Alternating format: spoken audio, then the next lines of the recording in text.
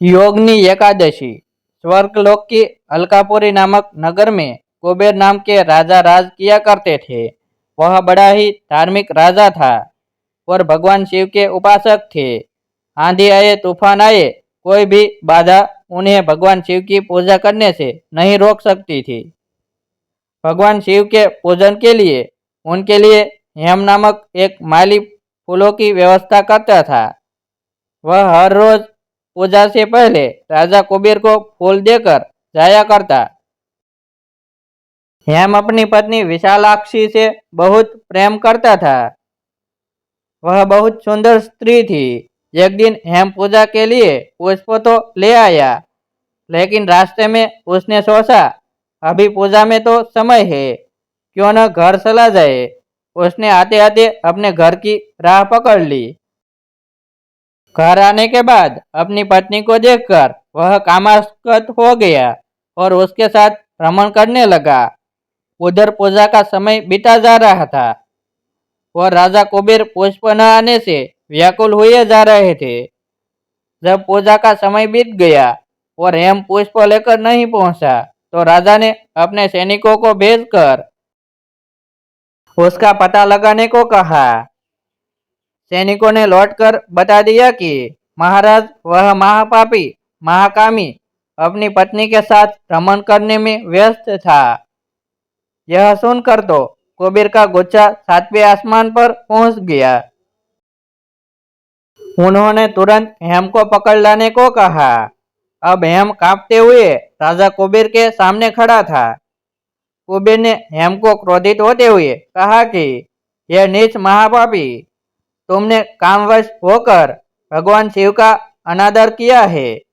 मैं तुझे शाप देता हूँ कि तू स्त्री का वियोग सहेगा और मृत्युलोक में जाकर कोढ़ी होगा। अब कुबेर के शाप से हेममाली भूतल पर पहुंच गया और कोढ़ग्रस्त हो गया। स्वर्गलोक में वास करते करते उसे दुखों की अनुभूति नहीं थी, लेकिन यहाँ पृथ्वी पर भूख प्यास के साथ साथ एक गंभीर बीमारी कोढ़ से उसका सामना हो रहा था।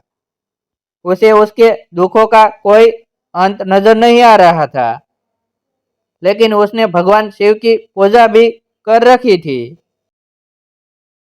उसके सत्कर्म ही कहिए कि वह एक दिन घूमते घूमते मार्कंडेय ऋषि के आश्रम में पहुंच गया। इनके आश्रम की शोभा देखते ही बनती थी। ब्रह्मा की सभा के समान ही मार्कंडेय ऋषि की सभा का नजारा भी था। वह उनके चरणों में गिर पड़ा और महर्षि के पूछने पर अपनी व्यथा से उन्हें अवगत करवाया। अब ऋषि मार्कंडेय ने कहा कि तुमने मुझसे सत्य बोला है, इसलिए मैं तुम्हें एक उपाय बताता हूँ। आषाढ़ मास के कृष्ण पक्ष को योगिनी एकादशी होती है। इसका विधि पूर्वक व्रत यदि तुम करोगे तो तुम्हारे सब पाप नष्ट हो जाएंगे। अब माली ने ऋषि को साष्टांग प्रणाम किया और उनके बताए अनुसार योगिनी एकादशी का व्रत किया। इस प्रकार उसे अपने शाप से छुटकारा मिला और वह फिर से अपने वास्तविक रूप में आकर अपनी स्त्री के साथ सुख से रहने लगा। भगवान श्री कृष्ण कथा सुनाकर युधिष्ठिर से कहने लगे, हे राजन, 88,000 ब्राह्मणों को भोजन कराने के पश्चात जितना पुण्य मिलता है,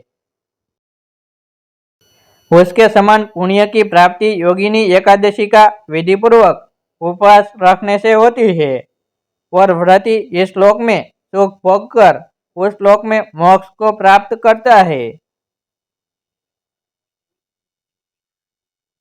जय श्री लक्ष्मी नारायण।